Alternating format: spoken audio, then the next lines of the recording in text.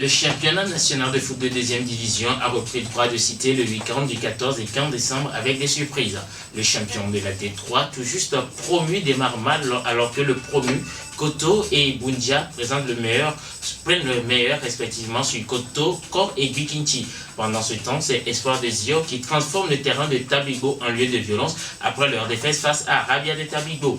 Unisport, ça c'est la première division, glisse et tombe à Anero face à Bolossou et perd du coup son invincibilité, mais voit aussi ses poursuivants se rapprocher alors que le dynamique togolais végète dans le classement. La dernière victoire des robots rouges remonte à la 4e journée face à Gomido. Le siège est-il désormais éjectable pour Oloufade, coach du dynamique togolais? Merci messieurs et dames de nous recevoir partout sur le globe terrestre, sur la radio web Djena, disponible sur le www.djenasport.info et sur notre chaîne YouTube Djena TV. Aujourd'hui, nous recevons dans nos studios Latif Liorma de la rédaction. Latif, bonjour. Bonjour Elie, bonjour à tous ceux qui nous écoutent. Edwige Apedo de la rédaction également. Edwige, bonjour. Bonjour Elie, bonjour aux auditeurs et abonnés de Radio Djena. Djena Sport sur Djena Web Radio, www.djenasport.info. C'est parti.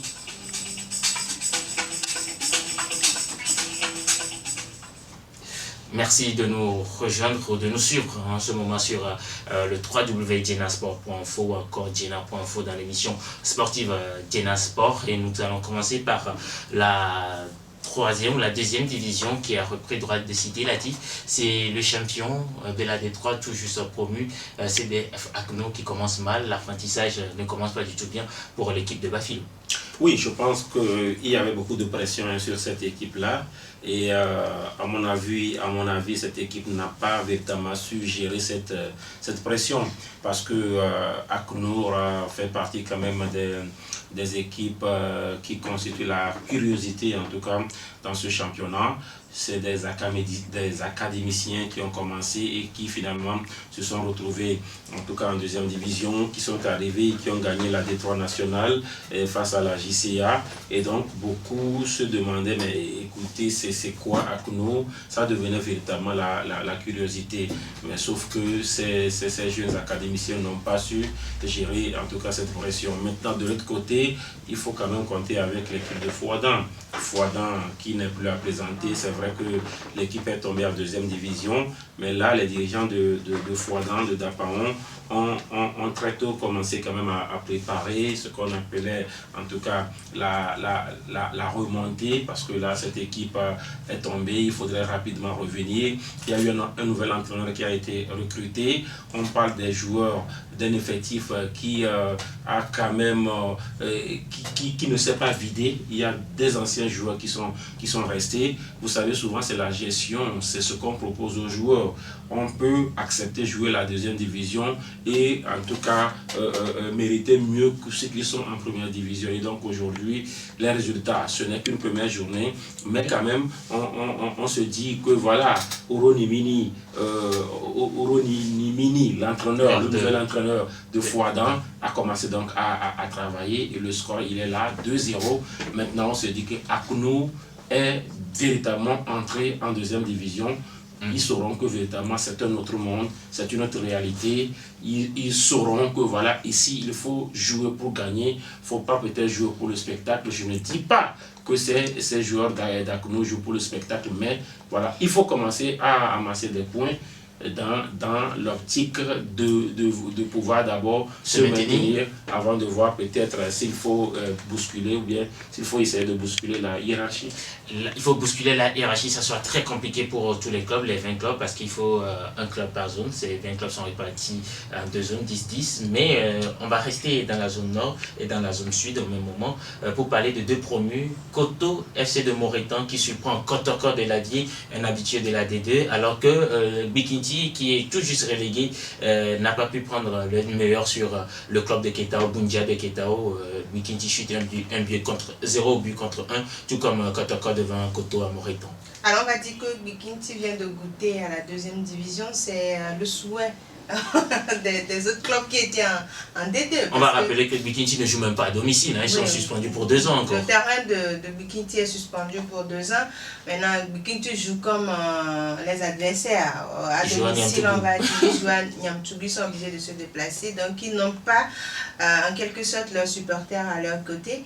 Maintenant, c'est le début de la D2 avec Bikinti. On le disait la dernière fois, on n'a pas eu écho des préparatifs des différents clubs, surtout de la zone nord.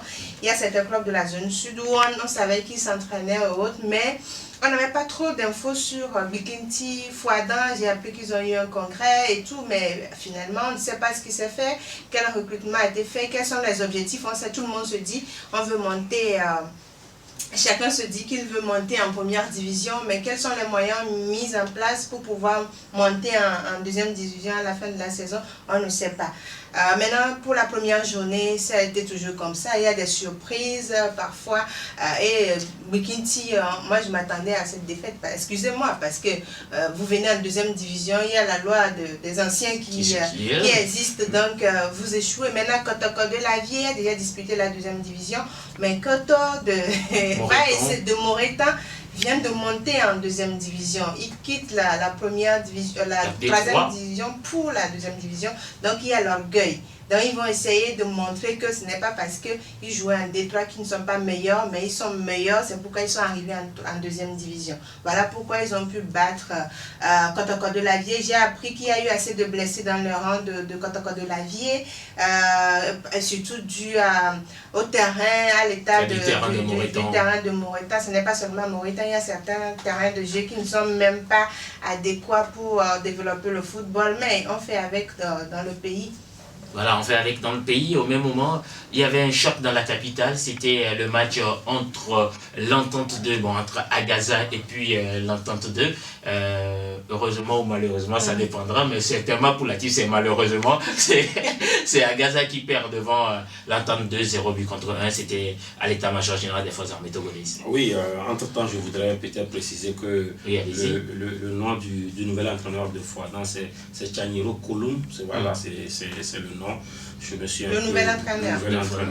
Voilà, et écoutez, en temps de Agaza, c'est un classique, ce qu'on appelle ailleurs le classico. C'est un classique, c'est souvent quand même ces matchs-là qui rappellent quand même au public sportif togolais les bons vieux temps, parce qu'on parle quand même du football togolais.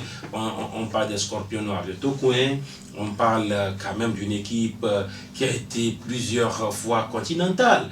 Souvenez-vous de cette demi-finale de la Coupe des vainqueurs de Coupe, aujourd'hui qui est devenue la Coupe de la CAF, où voilà, Gaza a été éliminé par le Daring Club Motema Pembe. C'était la belle époque. Gaza a déjà joué la finale de la Ligue africaine des champions, à l'époque la Coupe des clubs champions, avec une finale jouée contre Arab Contractors d'Égypte. Souvenez-vous, les Mawena Kodjovi étaient joueurs à l'époque. Aujourd'hui, d'accord, donc ça rappelle beaucoup de choses, l'entente de les Oklia, les Topasaga. Beaucoup de noms sont passés par véritablement les Agugno, Komi et autres. Et donc, aujourd'hui, c'est le classique, même si ces deux équipes-là jouent en deuxième division. Voilà pourquoi on se dit il faudrait une réforme véritable du football togolais pour redonner en tout cas l'identité réelle de notre football. C'est beaucoup plus les corpos qui aujourd'hui tirent le football togolais par l'avant. Parce qu'ils ont des moyens. Parce qu'ils ont les moyens. Alors qu'en réalité, ces corpos-là sont censés financer les clubs identitaires, les clubs des localités. On parle de Marseille, on parle de Paris, on parle d'eux. On souhaiterait véritablement parler aussi de ces clubs identitaires togolais. Des clubs identitaires. Alors, il y a eu un choc à l'arrivée. Ce sont les jeunes de Kodjovia Kopeni Konakwe Adjololo qui l'emportent 1-0. Au vu des performances des deux formations sur les 3 dernières saisons, je pense que logiquement, l'entente de quand même aurait pu avoir la faveur des pronostics. Surtout que ce match, selon moi, s'est joué, même si c'est dans la capitale, ça s'est joué sur terrain neutre. Parce que oui, chaque équipe choisit son terrain, l'entente de jouer au municipal. Alors, le municipal, c'est dans le quartier Kodjovia Kopeni Konakwe. Lorsque vous prenez à Gaza a élu domicile, ne serait-ce que pour cette phase, première phase sur le terrain de l'état-major. Il quitte totalement le quartier de Bossiné. Voilà, donc ne me dites pas que Agaza a tous les pleins pouvoirs sur le terrain. Même Dito même n'en a pas. Écoutez, c'est quand même l'enceinte d'une administration où tout le monde vient travailler là-bas. Donc ça passe pour tout le monde. Quand on dit tout le monde, c'est tout le monde. Et donc, moi je dis, derrière, je voudrais dire que, écoutez, j'ai écouté les deux entraîneurs, je suis resté un peu sur ma soif par rapport aux déclarations de Kodjovi Maïwenah. Il est immense par son talent. Quand il était joueur, il a été énorme. De pas même sa carrière en tant qu'entraîneur, il est toujours dedans. Mais je dis, le discours, les interviews, souvent, entre ce qui se passe et le jour et la nuit. Lorsque vous écoutez Kodjovi Maïwenah, que nous appelons affectueusement Ticha, dire que voilà, l'entente a gagné une équipe d'Agaza très jeune à 99%. Mais écoutez, et au-delà du fait que c'est lui qui a fait le recrutement, mais j'ai dit, mais écoutez, nous sommes des journalistes, nous connaissons quand même les équipes, nous connaissons les effectifs. Lorsque vous avez délété Jean-Luc, qui a au moins une décennie de carrière, au moins, que ce soit en première ou en deuxième division. Je dis bien au moins, je sais ce que je dis. Quand je dis je veux bien prendre le total, je peux coller à déléter même 20 ans de carrière déjà. Je sais ce que je dis. Lorsque vous prenez Degli Vincent, écoutez, Degli a au moins aussi une dizaine d'années. Lorsque vous prenez des joueurs comme Bachek Mohamed, il joue déjà à Gaza pratiquement, ça fait 3 saisons au moins. Il joue à Gaza. Lorsque vous prenez les joueurs comme Aroda à Gaza, des joueurs comme Amekouji, vous prenez Afan Souniji David qui a quitté la première division pour la deuxième division. Alors, quand vous avez tous ces joueurs-là qui commencent un match et qu'à la fin, un entraîneur dise que c'est un effectif très jeune à 99%, je pense qu'il y a quand même décalage entre ce qu'on a vu sur le terrain et peut-être ce que l'entraîneur dit. En revanche, moi je dis, ce n'est qu'une première journée. Et les joueurs ont le temps de se corriger et les entraîneurs ont le temps également de se corriger techniquement et également par rapport à leur discours. Parce que un championnat, une compétition, un talent, c'est un tout. Voilà. Et nous allons rester avec vous pour parler également d'un aspect de cette deuxième division qui commence par nous inquiéter, c'est les violences sur les terrains. Vous étiez à Tabubo le dimanche 15 décembre. Dernière minute, c'est quand même dommage par rapport à ce qui se passe.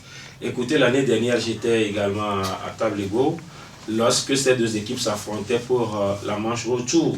Alors, il y a eu d'abord une équipe de Tchévier qui est arrivée en retard. Ils sont arrivés à 15 h, mais au final, il y a eu match. Tchévier a gagné.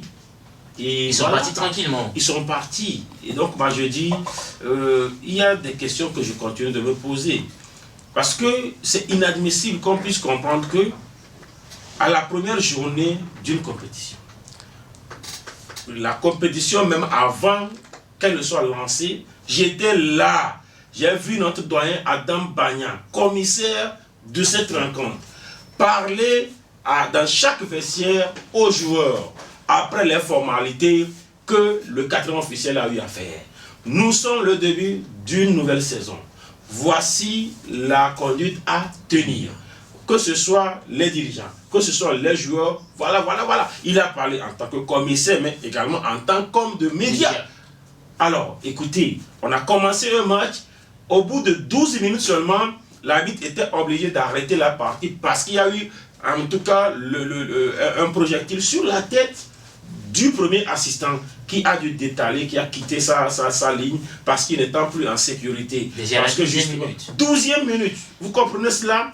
À chaque coup de sifflet de l'arbitre, M. Kbango assis, à chaque coup de sifflet, contestation. À chaque coup de sifflet, contestation. On se disait, mais qu'est-ce qui se passe? On ne vient que de commencer. Et puis, la première journée. Je dis, écoutez, ça commençait comme ça. Donc, les supporters, on dirait, voilà, ils étaient arrivés pour un objectif, je ne sais lequel. À la mi-temps, le score était toujours de 0 partout. La partie a repris. Alors, à chaque coup de sifflet, contestation. À chaque prise de décision, contestation. Jusqu'à la 79e minute, où le capitaine d'Espoir d'Isio, qui avait déjà un carton jaune en première partie, venait d'écoper un deuxième carton jaune, ça fait le rouge. Direct. Il n'y a pas à discuter. Et là également, lorsque vous scrutez un peu ce qui s'est passé, c'est également sur contestation. Il y avait eu une faute. L'arbitre accorde la faute à l'équipe de Tabligo. La faute dans un périmètre qui n'était même pas dangereux. C'était une faute comme ça, anodine. L'arbitre accorde la faute à l'équipe locale de Tabligo. Le camp Espoir estime que la faute était pour eux. Alors, je les comprends. C'est comme moi, si j'aurais pu dire, par rapport à l'appréciation, oui, il n'y a pas faute. Il n'y a pas faute, ou s'il y avait faute, c'est peut-être pour l'équipe d'Espoir. Mais dans la foulée ou bien dans la suite, c'est le capitaine, au nom de son brassard, qui n'a aucun pouvoir, aucun avantage, aucune protection vis-à-vis des 17 lois. C'est le capitaine qui se rue, qui vient vers monsieur l'arbitre avec véhémence, avec tout ce qu'il faut, avec des propos, Alors sur le coup, l'arbitre sort un carton jaune. Malheureusement, il avait déjà un autre carton jaune. Et là, c'est le carton bête, en fait. Voilà, et ça fait le rouge. Et sur le coup, un supporter s'invite sur le terrain en direction de l'arbitre. Les forces de l'ordre le maîtrisent. 79e minute. Le jeu reprend et pendant tout ce temps, ça a commencé de l'autre côté. Dans les tribunes. Dans les tribunes, je voyais des supporters qui donnaient des coups au toit, qui étaient en tôle. C'était des trucs inadmissibles. Moi, je dis, mais ce n'est pas possible. Alors, 86e minute, un malheur n'arrive jamais seul. 86e minute, sur un débordement, celui d'un centre, c'est Kiolé, Panté, le défenseur de Espoir, qui marque contre son camp.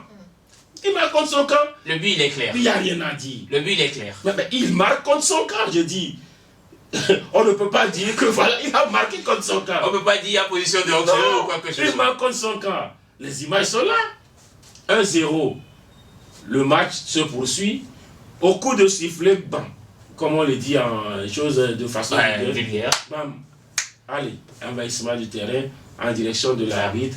Alors les forces de l'ordre viennent pour protéger l'arbitre. Après tout, c'est des jeux de cailloux. Après, ça dit que des gens se poursuivaient dans tous les sens. Mais ce n'est pas possible. Donc moi je dis, pour une première journée, on commence à vivre de ces scènes. Ce n'est pas normal. Ce n'est pas normal. Heureusement qu'on n'a pas vu affrontement direct entre supporters. Parce que là, ça allait être plus grave. Ce détail se sont maîtrisés. Non mais écoutez, il y a une réalité ou bien une évidence, c'est que on a tendance à avoir des spectateurs de Tabligo et non des supporters. Parce que quand vous êtes en groupe de supporters, alors vous êtes en groupe et c'est vous qui prenez des désignations. Mais quand vous arrivez en rang dispersé, vous êtes de Tabligo, d'accord, mais vous êtes venu pour suivre le match. Et donc on n'a pas eu des ripostes, on n'a pas eu heureusement, parce qu'on a dit heureusement, parce que quand ça se passe comme cela, et que les supporters adverses répondent, ça devient autre chose. Donc moi je dis heureusement que le secrétaire général de la fédération était là, il a vu tout ce qui s'est passé. J'espère que la fédération va quand même prendre ses responsabilités, parce que hier il y avait eu quand même des travaux qui ont été faits aux alentours. La pelouse de Tabligo qui était propre. Il y a des choses qui ont été faites, mais une partie a été détruite. Voilà, parce que écoutez, quand quelqu'un met son argent pour essayer quand même de protéger les installations, les aires de jeu, avec une décoration, mais quand même qui sont des barrières, et que on met tout cela en mal devant le secrétaire général de la fédération. Je crois que M. Pierre Konsila Madokou ira également faire son rapport au comité exécutif de la fédération togolaise de football pour arrêter ça dès cette première journée, parce qu'il ne s'agit pas du match Arabia Espoir, mais quand même il faut arrêter ces velléités-là qui finiront par mettre en mal la compétition, le championnat et donc le crépuscule du mandat à Covid. Vendredi écoulé, DGP2, vous étiez en train de mettre en garde contre ces violences qui sont récurrentes, surtout en deuxième division. À peine on commence qu'on a ces violences, comme le disent Latif. En tout cas, est-ce qu'il ne faut pas prendre des moyens assez drastiques face à ces équipes pour rapidement dissuader? Parce qu'il y a eu le cas Bikinti et Fouadan, dont les terrains sont suspendus pour des années. Est-ce qu'il ne faudrait pas penser à ces genres de sanctions, ou alors des sanctions plus corsées? Je pense qu'il faut d'abord... je suis désolée pour Arabia, ou si c'est à domicile, mais il faut amener les clubs à jouer sans supporters. pour une période donnée. Et c'est pourquoi je dis je suis désolée, parce que c'est ces fonds qui permettent à ces clubs de pouvoir vivre au-delà de la subvention, de la petite subvention qu'ils ont de l'État. Parce qu'il faut faire comprendre à ceux qui viennent au terrain que le football c'est le fair play et que le football ne mérite pas ce qui se passe. Vous venez au terrain, vous vous demandez est-ce que je vais retourner sain et sauf? Est-ce que je vais retourner sans la tête cassée? Est-ce que je vais retourner? Est-ce que ça vous amène à rester à la maison? Vous ne vous déplacez plus. Parce que peut-être que vous avez un fiston qui s'intéresse au football. Vous voulez l'amener à suivre les matchs de la 2e division pour qu'après, lui aussi commence pas à jouer le football, jouer au football, mais après tout, vous vous demandez est-ce que si jamais ce petit, comment je peux le protéger? Juste parce que vous vous demandez s'il n'y aura pas de violence sur le terrain. Je pense qu'on a eu, la Fédération de football a eu à suspendre certains terrains, comme vous venez de le dire. Il y a eu des sanctions financières, des amendes, mais ça n'a rien donné. Certains clubs ou bien certains sympathisants, parce que les supporters, les groupes organisés, c'est difficile de les voir faire ça parce qu'ils savent qu'ils sont identifiables. Ce sont des personnes isolées qui le font. Parfois, c'est des personnes isolées et qui ça embrasse tout le monde. Est-ce que moi je me demande parfois est-ce qu'il ne faudrait pas mettre le pénal également en jeu? C'est-à-dire que la police ou la gendarmerie saisissent ces fauteurs de troubles. Oui, mais c'est pourquoi je dis également que je suis déçue parce que du ministère de la Sécurité, parce qu'il y a eu des violences à Badou. À Badou, l'année où le passée. ministre de la Sécurité et le ministre des Sports ont eu à faire des déclarations. Aujourd'hui, où est-ce qu'on en est? Aujourd'hui, le ministère de la Sécurité ne nous a pas dit qu'on a arrêté telle personne dans ce cadre. C'est seulement des sanctions qui sont revenues. Après, on a diminué les sanctions à l'encontre de certaines personnes. Mais le ministère... Des sanctions ont été annulées. Des sanctions ont été annulées. Au niveau de Badou. Donc, je dis, le ministère de la Sécurité doit se remettre au travail, ou bien doit retravailler parce que... Et attraper les gens. Vous voyez, les fautes de sécurité... Il y a les images qui sont là parfois. Latif vient d'expliquer tout à l'heure que à 1 minute du match, ce n'est pas le début, il y a un supporter qui allait sur le terrain, les forces de l'ordre l'ont arrêté. Il est où? Il faut l'embarquer. Il est où? On le met dans la voiture de la police ou de la gendarmerie, tu restes là-bas. Trouble à l'ordre public. On attend. Celui qui jette les projectiles, on regarde, c'est telle personne, tu viens. Toi aussi, tu restes dans la voiture en attendant. Au fur et à mesure, vous imaginez, on n'est pas bête. L'homme n'est pas con. Quand il voit qu'il y a 2 personnes qui ont été arrêtées, mis dans la voiture de la police, vous pensez qu'il va faire ça? Il ne sait pas ce qui arrivera à ces 2 personnes-là. Donc il faut d'abord intervenir ainsi. Ne pas mettre juste des gens au terrain, ou bien ne pas désigner les agents de sécurité juste comme ça, par complaisance. On nous dit souvent qu'il y a manque de... Aujourd'hui, on n'est pas en manifestation, il n'y a rien. Donc, au moins, qu'on mette ceux qui sont responsables. On ne peut pas manquer d'effectifs. Qu'on mette ceux qui sont responsables sur les terrains de jeu, surtout les terrains de la D2. On ne parle pas encore de la D3 qui va commencer bientôt. De la D2, parce que si vous voyez les clubs qui sont en 2e division, surtout la zone sud, c'est des clubs, on va dire, c'est la première division bis. C'est la première division normalement. Mais ces clubs se retrouvent en 2e division. Donc il faut prendre des dispositions pour ça. Maintenant au niveau de la fédération, il faut qu'on arrête. Il faut qu'on arrête cette complaisance. Je ne sais pas pour quel objectif, je ne sais pas. Quand vous sanctionnez quelqu'un, que la personne assume jusqu'à la fin. Que la personne écoute ce qu'on a eu à dire. Vous avez... Que la commission de discipline décide pour appliquer à la lettre. Vous avez tel nombre de... peut-être 2 ans de suspension, que la personne reste à la maison 2 ans. Qu'on ne revienne pas en commission de recours. La commission de recours ne sait pas ce qui se passe sur le terrain. Il faut arrêter avec ce qui se passe. Parce que c'est la première journée, on voit ça. Je me demande s'il y a un autre match de 2e journée. Je ne sais pas comment c'est tout. Entre Tambo et Kota. Koto, il y aura ça. Koto, je ne sais pas. Il y aura ça ou alors c'est Koto. Ou alors espoir de Zio, même à domicile. Ou espoir de Zio, les supporters de Zio ont cette mauvaise habitude. Ils sont habitués à ça. Les supporters de Zio, excusez-moi, les supporters d'espoir sont habitués. Même nous les journalistes, même là, on n'est pas épargnés. Il faut vraiment prendre des dispositions pour dissuader déjà. Là, c'est le cancer véritablement de ce football togolais, les violences. C'est vrai, on a sanctionné, même cette saison en première division, il y en a eu à Tchamba, et là où on craignait beaucoup plus, c'est la 2e division, Latif. Oui, il faut situer les responsabilités. Au-delà de ces fauteurs de troubles, Alors, moi je pense aussi que les vrais responsables, c'est aussi ceux qui sont à la tête de la fédération, à la tête des clubs, à la tête des ligues. Parce que, à la tête des commissions. À la tête des commissions, parce que vous venez de dire, il y a des cas à Tchamba, jusque-là, Oui. rien On ne n'est sait dit. pas ce qui s'est passé. Le Koroki s'évancie, le championnat se poursuit. Je suis désolé, ce qui s'est passé à Badou, vous avez vu. Et finalement, qu'est-ce qui a été fait? Rien. Donc moi je pense que la politique fait la loi dans le sport. Ça fait que le sport devient faible. Et ces tests également deviennent faibles. Parce que moi je dis ici, il s'agit, une chose est de prendre des gens, une autre aussi est de véritablement empêcher que ces gens-là viennent au terrain. Ça suppose quoi? C'est parce que les équipes, c'est parce que Espoir joue que les supporters viennent au terrain. Écoutez, vous avez vu ce qui s'est passé avec Abou Ossédani. Ils ont été rétrogradés. Ils ont été rétrogradés. Aujourd'hui, on ne parle pas de ça. Il faut avoir des sanctions fortes. Il faut avoir des textes forts.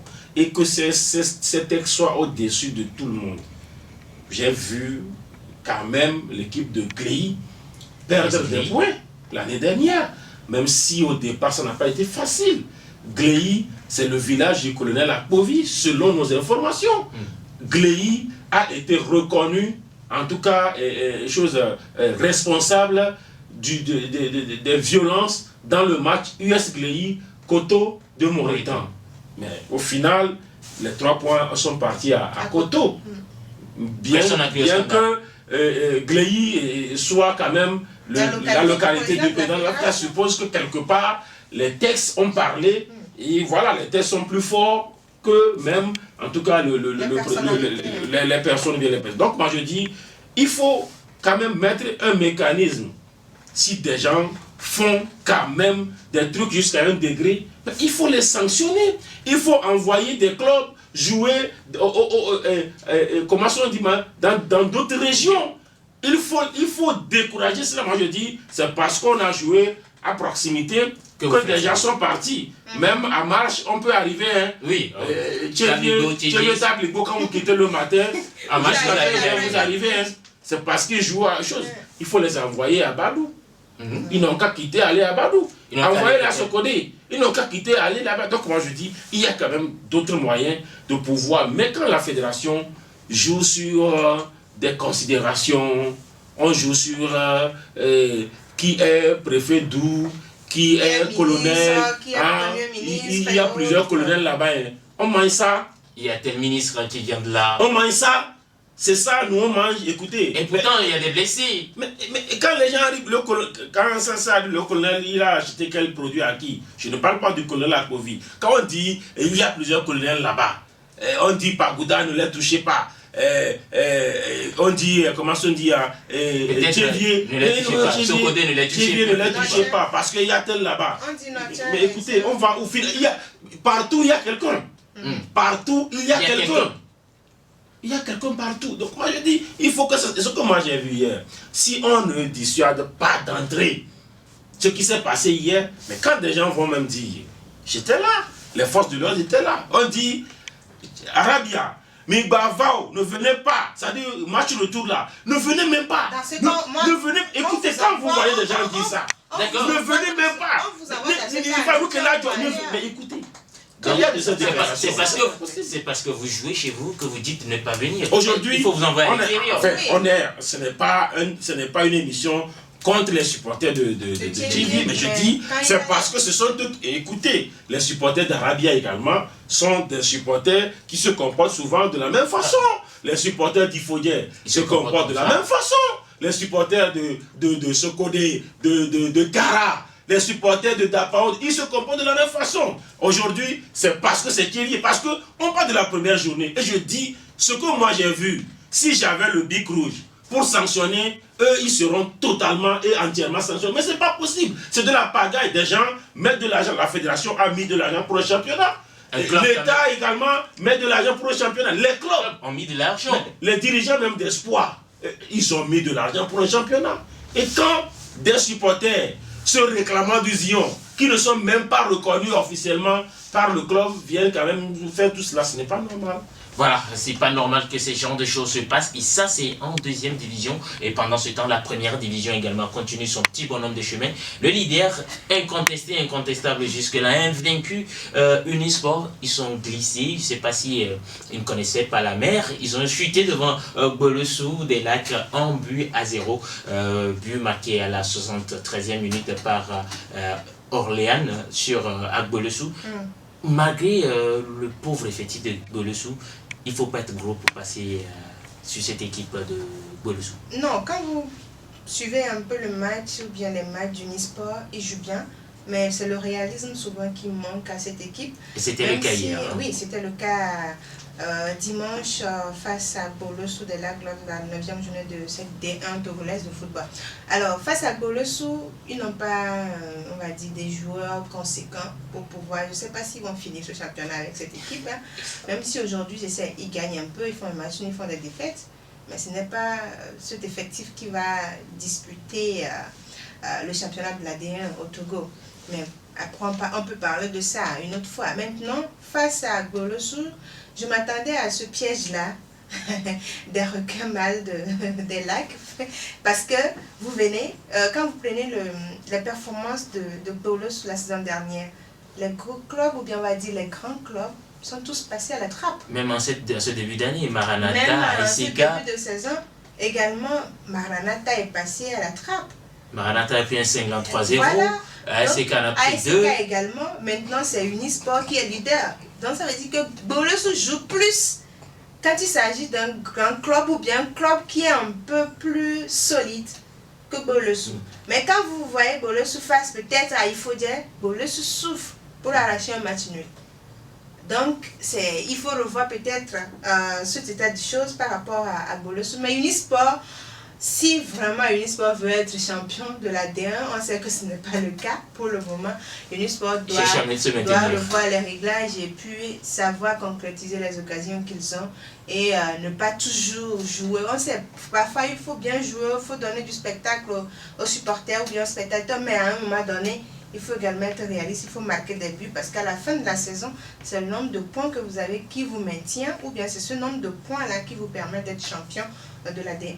Alors, Unisport venait à Bolesou, à Nero en tant que solide leader, invaincu, peut-être trouvant peut-être le match assez facile. Ils ont dominé, mais ils n'ont pas eu assez d'occasions. Ils se sont fait prendre par le piège de Bolesou, 1-0. Ils connaissent leur première défaite, mais la conséquence aussi, c'est que les poursuivants se rapprochent directement. Il n'y a plus désormais que 2 points entre le premier et le deuxième. Oui, je pense que ça devrait arriver un jour. Et c'était quand même le 15. Ça devrait arriver. Unisport était encore le seul. C'est un peu comme Liverpool dans les 5 majeurs. Maintenant, c'est arrivé. J'espère que ça ne va pas arriver à Liverpool. Ça peut arriver aussi. Ça arrivera. Ça va arriver. Donc, c'est un peu cela. Aujourd'hui, il faut quand même reconnaître le mérite, quoi qu'on dise, de Bolesou, parce que vous venez de citer des exemples. À chaque fois que l'adversaire est là, Bolesou essaye quand même de rehausser son niveau, essaye de revoir sa tactique de jeu, parce que voilà, hier, comme vous le dites, selon tout ce que nous avons eu comme information, le sport s'est mieux comporté sur le terrain, mais au final, le Marois quand même donne l'avantage à Bolesou. C'est ça aussi le football. Et je crois que, selon moi, c'est un mal pour un bien. Parce qu'à un moment donné, ça devenait une pression sur les joueurs de Koulundé qui jouent un championnat, mais qui se soucient déjà de voir qui sont les seuls invaincus et qu'on dit, voilà, ils n'ont jamais perdu et qu'il faudrait quelque part faire tout pour ne pas perdre. Et là, ça devenait trop lourd, ça devenait une pression. Aujourd'hui, tout le monde a perdu. Et c'est tombé. Maintenant, on recommence. La compétition va se poursuivre. Et il faut également saluer le rythme. Parce qu'aujourd'hui, on dit que c'est toujours l'adversaire qui rend meilleur l'honneur.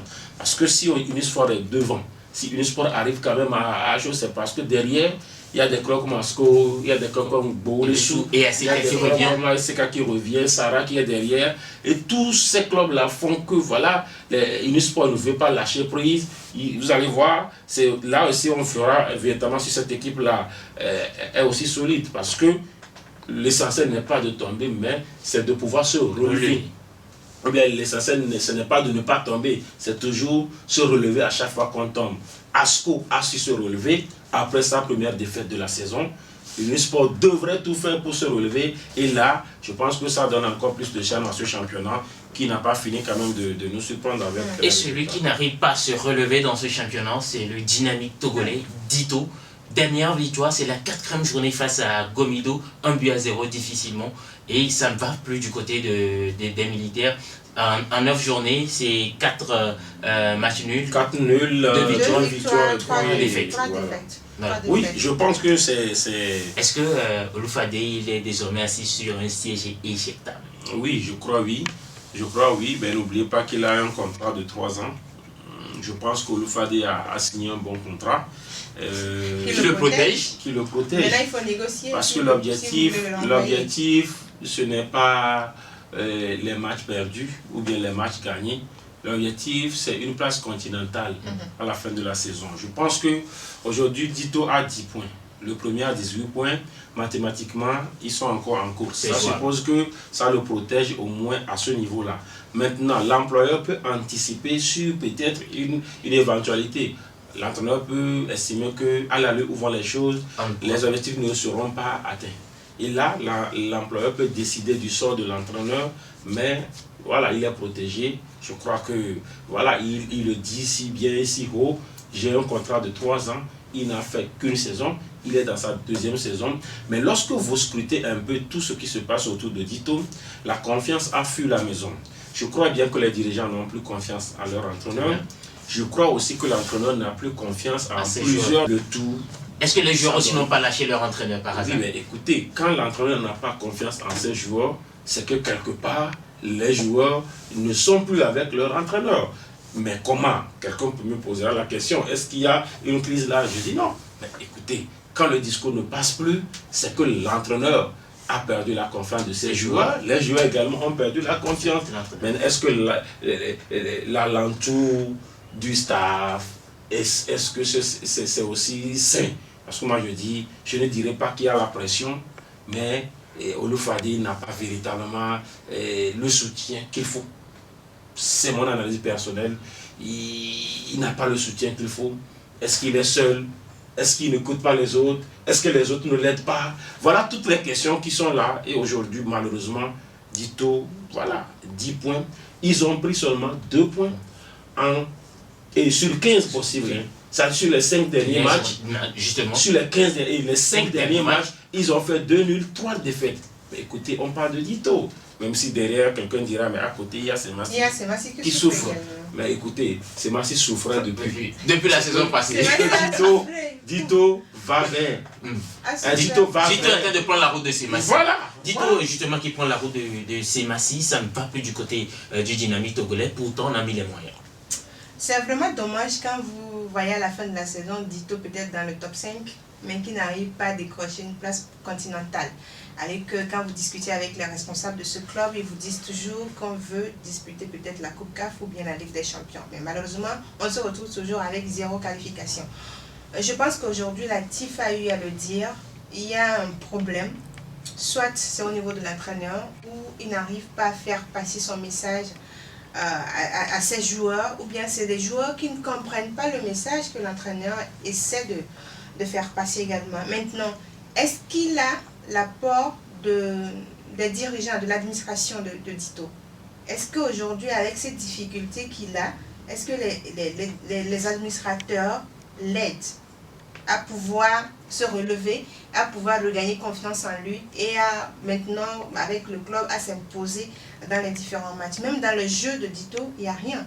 Il n'y a rien. Vous ne sentez pas qu'il y a... Ils nous ont bluffé lors des 3 ou 4 premières journées. Oui, lors des 4 premières journées, vous voyez du tout, vous sentez qu'il y a quelque chose, mais maintenant, il n'y a plus rien du tout. C'est comme l'équipe nationale, vous vous posez des questions, il n'y a rien. Le fond de jeu, c'est rien du tout.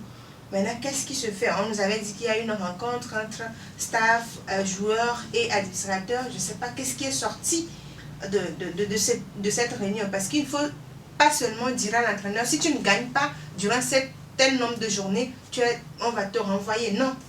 c'est pas ça le message qu'il faut passer aujourd'hui. Quand vous êtes en difficulté, on s'assoit, on voit ce qui ne va pas. On crée la cohésion.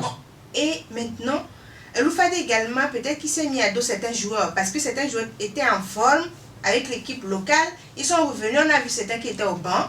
Certains étaient frustrés. Parfois, vous ne comprenez même pas le choix tactique. Parce qu'ils se disent que, oh bon, attends, le joueur même sert, vous-même en tant que journaliste, vous savez que ce joueur, il est en forme, il peut être titulaire, au même moment, il est sur le banc, et vous voyez l'équipe souffrir. Et son poste même, à son poste, c'est 0 quoi. Peut-être que c'est un passoire, mais vous demandez, mais pourquoi il ne fait pas rentrer tel joueur? Au moment où vous faites rentrer le joueur, peut-être qu'il fait taire ce que vous avez comme appréhension sur ça. Parce que, je parle de l'entraîneur, parce qu'il joue bien, il assume ce qu'on lui a donné comme travail le jour-là, lors de ce match. Et mais qu'est-ce qui se passe au niveau du dito? Je pense qu'il faut discuter avec l'entraîneur. Il faut également que Eloufade arrive à oublier. Vous savez, parfois vous avez de l'orgueil. Quand il y a certaines situations, vous dites que non, moi je suis. Non. Quand ça ne va pas, il n'y a plus moi je suis. Vous vous asseyez, vous discutez quoi. Parce que c'est votre tête également. Même si c'est 3 ans de contrat que vous avez signé, ça se négocie. Et le dynamique togolais est capable de verser les dommages et intérêts à Eloufade. Aujourd'hui, si vous partez, vous allez où? Vous voyez, vous allez peut-être dans un autre plan. Mais ça serait la même chose si vous ne changez pas. Je pense qu'il doit se remettre lui-même en question, se poser plusieurs questions par rapport à ces 2 saisons. Qu'est-ce qu'aujourd'hui, après Latif l'a dit, vous prenez que 2 points sur les 5 dernières journées. C'est vraiment dommage pour un club qui veut jouer une coupe continentale. Apparemment, les deuxièmes années de contrat de Eloufade sont difficiles. On s'en souvient avec Semassi de Sokodé. La première année avait suscité de l'espoir, mais la deuxième, ça n'a pas été véritablement ça. Alors qu'on va tirer bientôt à la fin de cette émission et puis à la fin du mandat du comité exécutif de la Fédération togolaise de football, il y a Hervé Pisa, vice-président sous Gabriel Amélie, au moment où on était en crise, qui a annoncé ce lundi matin, ce lundi 16 décembre, qu'il est officiellement candidat aux élections présidentielles à la FTF, hein, pas au niveau de la présidence de la République. Latif Yorouma, vous allez revenir certainement sur ça le mercredi, mais vous n'aurez pas droit de parole, donc je me fais plaisir de vous donner ce petit droit de parole pour faire votre analyse. Merci Elie. Je pense que dans la vie, il faut être ambitieux. Et Hervé Pisa, il est ambitieux. Il a été le numéro 2 sous Gabriel Amélie. Il ambitionne être en tout cas le patron. Il dit piloter une liste qui a comme nom notre football.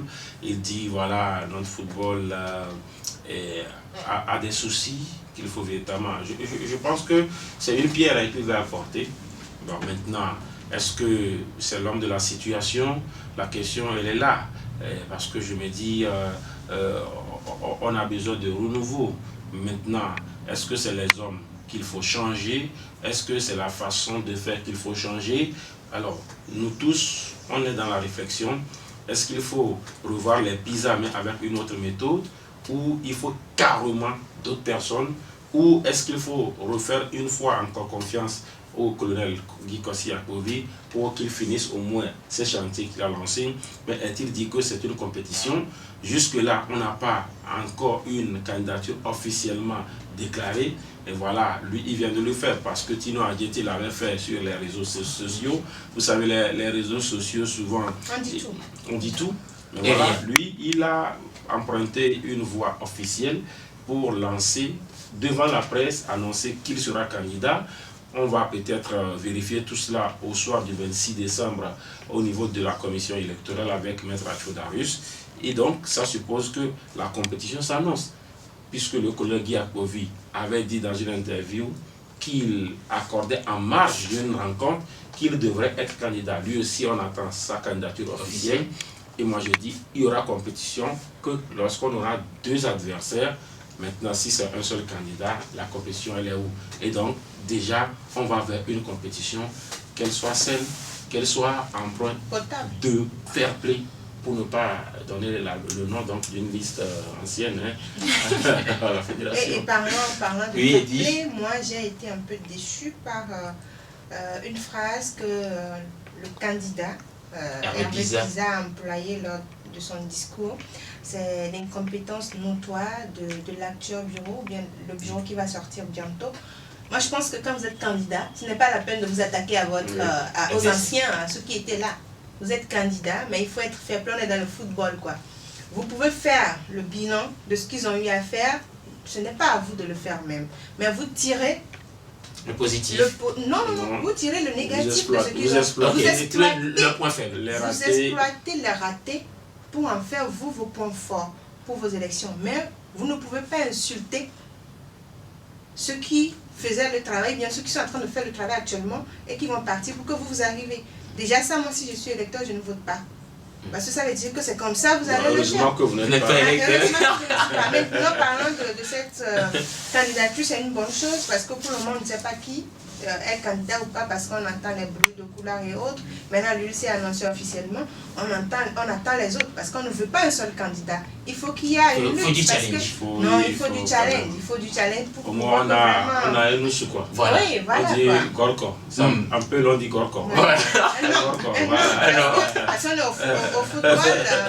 Et c'est un jeu de contact. Oui, c'est un jeu de contact. Donc s'il n'y a pas de contact entre les deux adversaires. Il y a de l'agressivité, mais il y a le fair play en même temps. Et puis c'est deux adversaires qui disputent le football. Je dis, les acteurs ont besoin quand même d'avoir plusieurs candidats et de choisir le meilleur programme. Alors, si on n'a qu'un seul candidat, on prendra tout ce qu'il va nous proposer. Il faut quand même qu'il y ait quand même des candidatures. On attend la candidature de Rémi Ompati. Voilà. Alors, pourquoi pas?